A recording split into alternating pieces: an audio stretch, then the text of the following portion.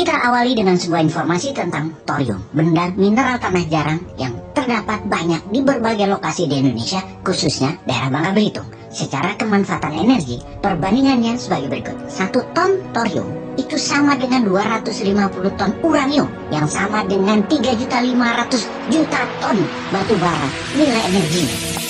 Otak Loichan yang orang bodoh ngaku pinter ini. Angka 3.500.000.000 ton itu asli nggak nyandat gue, nggak nyampe. Ini menghasilkan 35 gigawatt listrik, 35 terawatt listrik. Kira-kira ya, angka yang nggak masuk akal kayaknya. Istilah terawatt listrik aja gue baru denger. Ini kayaknya data jurnalisme di Economic World Forum salah ketik kali ya.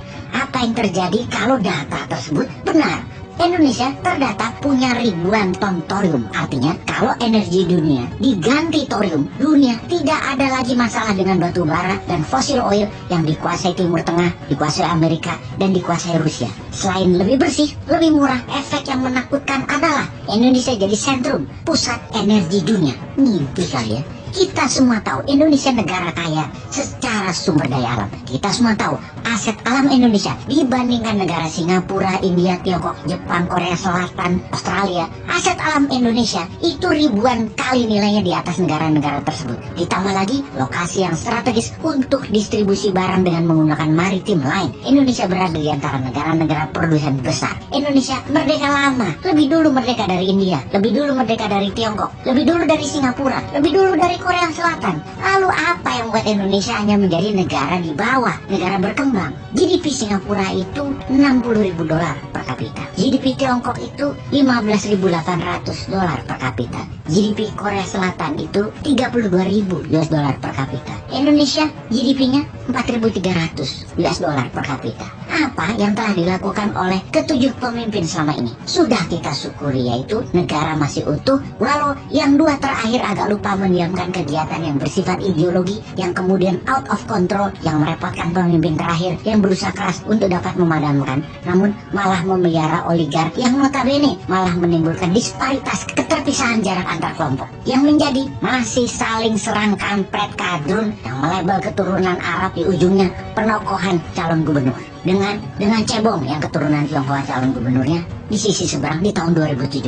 Kejadian itu masih terpelihara dan menjadi selalu berisik hingga saat ini. Masalah saling serang tersebut sekarang sudah melebar ke banyak hal. Jadi samar masalah mendasarnya. Ketegangan itu masih membara. Kebencian masih membara. Masih membawa-bawa agama, ras, dan kekayaan kemiskinan yang memang terbukti semakin lebar jaraknya. Runyam sebenarnya bernegara yang terakhir ini, terutama efek sara dan faktor ekonomi yang tidak merata di kalangan masyarakat menengah dan bawah. Elitis di atas tajir melintir, yang di bawah miskin melintir. Yang di atas baik elit ekonomi dan elit politik putar-putar uang di antara mereka saja. Yang politik dapat siraman pelancaran kebijakan untuk kepentingan elit ekonomi dengan power politik tergadai di tangan elit ekonomi. Hal itulah yang bikin runyam bernegara saat ini. Sungguh mimpi Indonesia untuk bisa jadi negara superpower, berdaulat, menjadi global player dan berpengaruh di dunia sulit tercapai. Tidak mungkin terjadi dalam waktu dekat kalau cara bernegaranya seperti selama ini.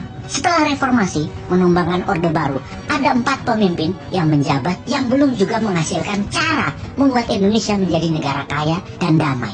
Emang kalau Newman bisa? Newman bukan mau menjadi pemimpin tunggal, tetapi lebih membuat sistem ekonomi dan bernegara kekinian yang cocok dengan akar sejarah bangsa. Yang pasti, kalau Newman dapat mandat, Newman akan menerapkan apa yang Nelson Mandela lakukan. Walau dikekang 28 tahun, Mandela tidak dendam akan generasi atasnya dan orang-orang yang memenjara dirinya. Semuanya dimaafkan.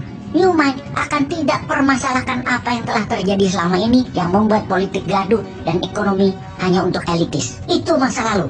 Bungkus, tidak ada dendam, tidak akan mempermasalahkan yang sudah lewat. Newman melihat ke depan. Namun sekali aja Old Mind ngacak-ngacak jalan menuju ke depan, maka jangan salah sangka, kekuatan Newman akan meledak dan ngamuk lalu mengobrak-abrik masalah korupsi kalian di masa lalu. Wahai pejabat, akan dikejar kalian habis-habisan kalau coba-coba menghalangi jalannya Newman. Sekali aja dan akan dipermalukan kalian semuanya selamanya. Sudahlah, pilih diam saja, minggir dan diam.